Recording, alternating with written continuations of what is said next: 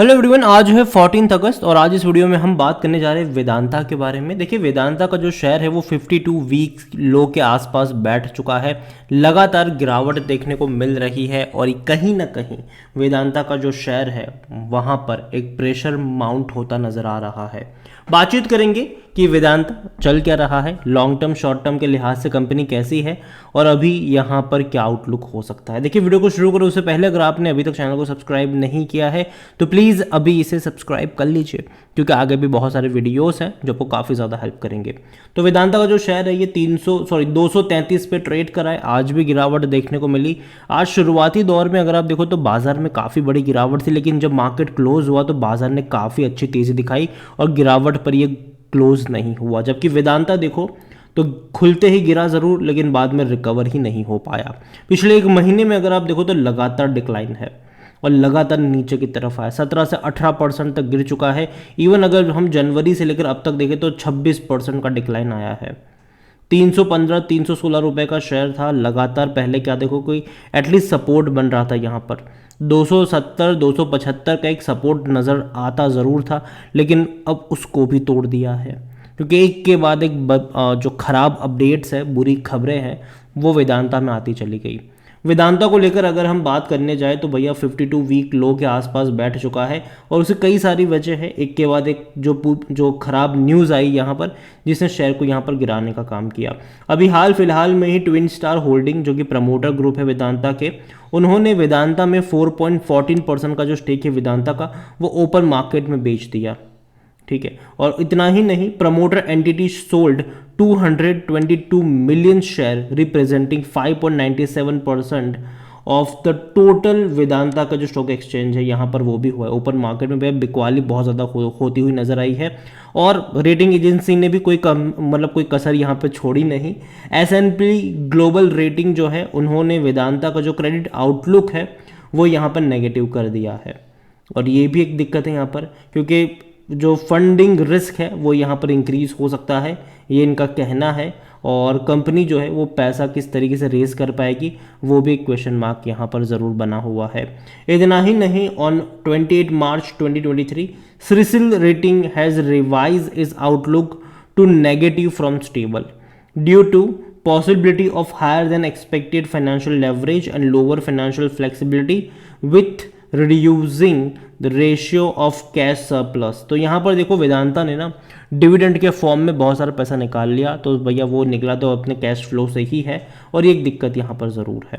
और वेदांता को लेकर अगर हम देखेंगे तो भैया आने वाले दौर में और ज़्यादा दिक्कत यहाँ पर पैदा हो सकती है, ये भी रेटिंग एजेंसी का यहाँ पर कहना था। वेदांता के ऊपर कर्जा बहुत ज़्यादा है। देखो, पहले वेदांता का प्लान काफ़ी अच्छा था कि अपने जो इंटरनेशनल जिंक असेट्स का जो बिजनेस है उसको बेच देंगे हिंदुस्तान जिंक को, और पैसा इनको तकरीबन $3 बिलियन मिल जाएगा, और इनके ऊपर जो कर्जा है वो भी उसी के आसपास का ही है।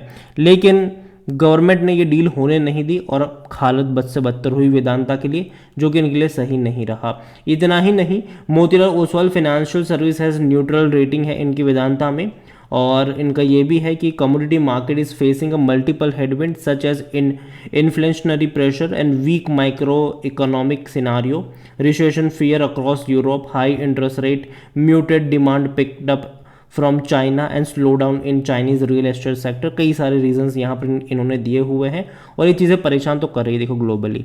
और जहाँ तक वेदांता की बात करी जाए, वेदांता का जो मार्केट कैप है वो लगातार घटता हुआ नजर आया। 88,000 करोड़ से भी ज़्यादा का अभी भी इसका मार्केट कैप ज़रूर है। वेदांता का जो पी रेशियो है वो 10 के आसपास का है, जो कि एवरेज इंडस्ट्री से कम है, मतलब सस्ता कह सकते हो आप इसको, जिस वैल्यूशन के ऊपर ये ट्रेड कर रहा है उस वैल्यूशन को। इतना ही नहीं, इनके जो करंट असेट्स भी है वो इनकी करंट लाइबिलिटीज से कम है, ये एक नेगेटिव चीज़ है। कंपनी के ऊपर कर्जा ज़्यादा है, high debt to equity ratio 2.04 का है। हालांकि पिछले कुछ क्वार्टर्स में वेदांता ने अपने डेट को काफ़ी हद तक कम किया है, ये एक अच्छी बात ज़रूर है, और कंपनी कमिटेड है अपने और ज़्यादा डेट को कम करने के लिए। लेकिन भैया उसके लिए उनको बहुत सारा पैसा रेज करना पड़ेगा, और इसके लिए उन्होंने डिविडेंड के फॉर्म में बहुत सारा पैसा निकाला, चाहे वो हिंदुस्तान जिंक से हो चाहे वो वेदांता लिमिटेड से हो। इतना ही नहीं, इन्होंने हिंदुस्तान जिंक के भी बहुत सारे शेयर्स गिरवी रख के पैसा उठा लिया, वेदांता के शेयर्स को बेच के भी पैसा उठा लिया। तो दिक्कत तो है यहाँ पर, बहुत सारा पैसा उठाया ज़रूर है और अभी भी बहुत सारी लाइबिलिटीज़ है इनकी जो चुकानी है इनको। और जहाँ तक बात करी जाए कंपनी के डिविडेंड की, तो भैया बहुत सारा पैसा डिविडेंड के फॉर्म में यहाँ से निकाला गया है। इसी साल अगर आप देखोगे तो फरवरी में 12 रुपये 50 पैसे का डिविडेंड, अप्रैल में 20 रुपये 50 पैसे का डिविडेंड, मई में 18 रुपये 50 पैसे का डिविडेंड। तो बहुत बड़े यहाँ पर डिविडेंड के फॉर्म में पैसे निकाले गए, जिससे भैया इनके वर्किंग कैपिटल के ऊपर, इनके कैश फ्लो के ऊपर सबसे बड़ा असर पड़ता नज़र आया। और जहाँ तक बात करी जाए इनके अभी कुछ लास्ट क्वार्टर की, तो वो भी उतने खास नहीं थे। जून क्वार्टर में इनका जो रेवेन्यू था वो 33,733 करोड़ का रहा था, जो कि इनके प्रॉफिट अगर आप देखो तो 2,640 करोड़ के नज़र आए, लेकिन फिर भी ये उतने भी अट्रैक्टिव नहीं है। उसका रीज़न ये है कि भैया जिस तरीके से डिविडेंड इन्होंने पे आउट किया है, इनको और ज़्यादा पैसा कमाना पड़ेगा, और अगर नहीं कमाएंगे तो दिक्कत होगी, क्योंकि तभी वो इतने हैवी डिविडेंड को जस्टिफाई कर पाएंगे। देखो मुझे लगता है कि जो डिविडेंड इतने सारे हैवी आपको पे आउट होते नज़र आए पिछले कुछ सालों में, शायद वो अंत है। अंत मतलब हैवी डिविडेंड का अंत है।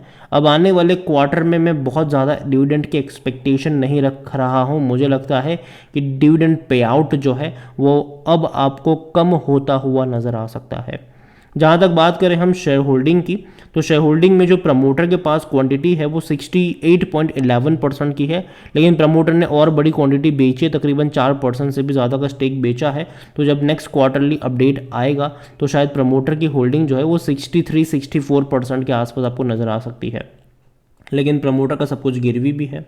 पब्लिक के पास 14.36% की होल्डिंग नज़र आती है। एफआईएस के पास 7.48% की होल्डिंग है, एफआईएस ने बिकवाली करी है। इतना ही नहीं, म्यूचुअल फंड के पास 0.25, देखो बहुत बड़ी क्वांटिटी म्यूचुअल फंड ने बेची है। 1.19% से 0.45, फिर 0.25, तो बहुत बड़ी क्वांटिटी कह सकते हो कि म्यूचुअल फंड ने बेच दी। यहाँ पर इंश्योरेंस के पास 9.73% की होल्डिंग देखने को मिल ज़रूर रही है, और यहाँ पर इंश्योरेंस में एलआईसी भी बहुत बड़ा कह सकते हैं कि होल्डिंग यहाँ पर लेकर बैठा हुआ है। देखिए वेदांता को लेकर मैं कहूँगा कि जो खबरें पिछले कुछ टाइम में हमने देखी, चाहे प्रमोटर के अपने शेयर्स को बेचने को लेकर खबर हो, चाहे कई सारी रेटिंग एजेंसीज़ की इनकी रेटिंग नेगेटिव करने को लेकर खबर हो, चाहे इनके डेट को चुकाने के लिए कंपनी कई सारे अग्रेसिवली स्टेप्स लेती हुई नज़र आ रही है वो हो। और दूसरी बड़ी अपडेट यहाँ पर ये कि कंपनी अपने सेमीकंडक्टर बिजनेस को सेटअप करना चाहती थी, लेकिन फॉक्सकॉन भैया बैकआउट कर गया यहाँ से, तो अभी नए टेक्नोलॉजिकल पार्टनर को ये ढूंढ रहे हैं। देखते हैं कि कौन निकल कर आएगा। और देखो उसके लिए भी बहुत सारा पैसा चाहिए, उस पूरी फैसिलिटी को लगाने के लिए भी बहुत सारा पैसा चाहिए इनको।